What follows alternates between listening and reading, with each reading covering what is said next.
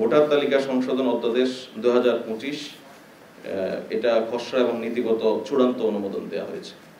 এটা জাস্ট যে আইনি ব্যাখ্যাটা আছে আমি ওই জটিল আইনি ভাষায় না গিয়ে আপনাদেরকে একদম সহজে বলি।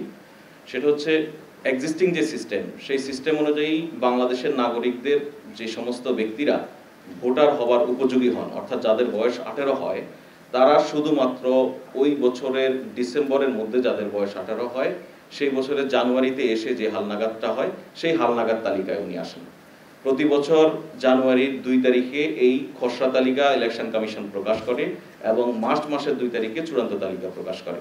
তাহলে দেখা যায় যেটা, যে পরবর্তী যে নির্বাচনটি অনুষ্ঠিত হয়, সেই নির্বাচন অনুষ্ঠিত হওয়ার আগে যে সমস্ত নাগরিকরা 18 বছর বয়সে পৌঁছান, অর্থাৎ ভোটার হওয়ার জন্য এলিজেবল হন, তারা ওই ভোটে ভোটাধিকার প্রয়োগ করার সুযোগ পান না, তারা এই তালিকা থেকে বাদ পড়ে যান।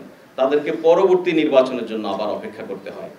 এই বাস্তবতায় নির্বাচন কমিশন মনে করে যে ভোটের শিডিউল ঘোষণার আগেই যেহেতু একটি চূড়ান্ত ভোটার তালিকা প্রস্তুত রাখতে হয়, সেক্ষেত্রে শিডিউল ঘোষণার আগে যৌক্তিক সময়ের মধ্যে এই যারা ভোটার হওয়ার উপযোগী হন তাদেরকে ভোটার তালিকায় নিয়ে আসা।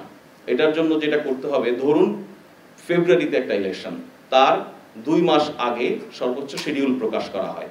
সেই ফেব্রুয়ারি ইলেকশনের 2 মাস আগে বললে আমরা সর্বোচ্চ নভেম্বর, তার মানে নভেম্বর পর্যন্ত মানুষগুলি যারা ভোটার হওয়ার উপযোগী হন তারা ভোটাধিকার দেওয়ার সুযোগ পান না, বরঞ্চ তার আগের জানুয়ারিতে, অর্থাৎ তার আগের বছরের ডিসেম্বর পর্যন্ত যারা 18 বছর হয়েছেন শুধুমাত্র তারাই পান।